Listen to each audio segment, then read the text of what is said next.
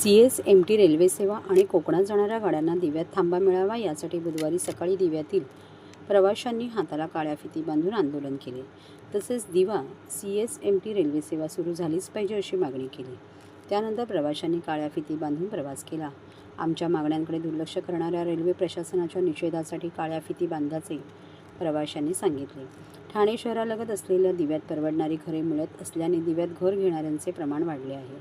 त्यामुळे दिवे शहरातील लोकसंख्या देखील वाढली आहे। हजारो प्रवासी दररोज दिवा ते ठाणे, मुंबई असा प्रवास रेल्वेने करत असतात। दिवा स्थानकातून प्रवास करणाऱ्या प्रवाशांना अनेकदा रेल्वे गाड्यांमध्ये शिरणे शक्य होत नाही।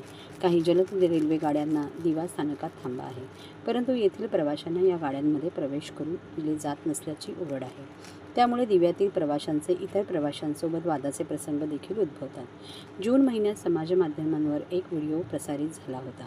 दिवा स्थानकातून प्रवाशांनी रेल्वे गाडीत चढू नये म्हणून एका डब्याचे दार बंद करण्यात आले होते, तर सुमारे वर्षभरापूर्वी रेल्वे गाडीत प्रवेश मिळाला नाही म्हणून महिलांनी रेल रोको करण्याचा प्रयत्न केला होता।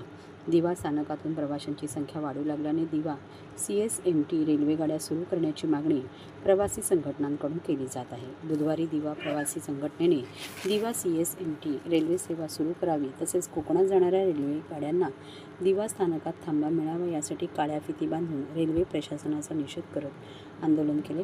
तसेच प्रशासनाविरोधात घोषणाबाजी केली। यावेळी प्रवाशांनी काळ्या फिती बांधून प्रवास केला।